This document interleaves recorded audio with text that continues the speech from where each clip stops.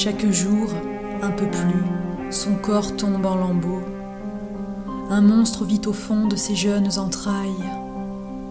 Son venin meurtrier lui dévore la peau, qui se couvre de plaies, de tumeurs et d'écailles. Quel rêve ténébreux empoisonne son sang? Quel désespoir nourrit son âme si fragile?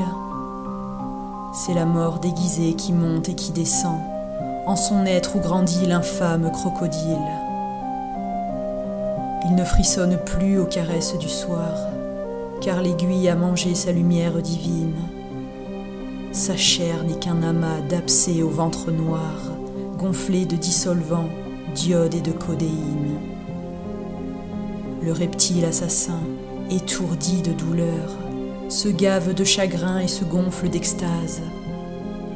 Il écoute chanter la peine et le malheur en se pelotonnant dans son berceau de vase.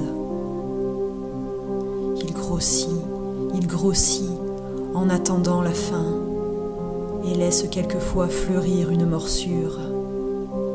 Rien ne peut apaiser le désir et la faim de cette terrifiante et lâche créature. Le temps voit se vider le sablier des jours, sans que jamais ne ploie sa sinistre puissance. En son cœur amphibien déserté par l'amour, il regarde la joie se noyer dans l'essence.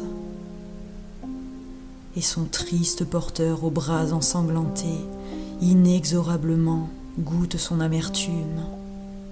Il a perdu la foi, l'espoir et la santé, et dormira bientôt au caveau du bitume. Que pourrait bien offrir l'implacable destin à l'enfant du tourment et de la cocaïne? Le chaos et la peur prennent part au festin. La nuit est devenue son unique héroïne.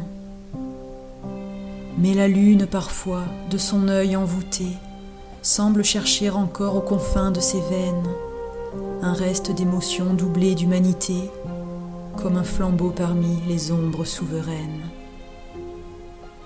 Pourtant c'est un fantôme au regard de dément qui traîne malgré lui les maux de l'existence. Et lorsqu'il s'éteindra, les larmes du caïman couleront sur ses joues creusées par la souffrance.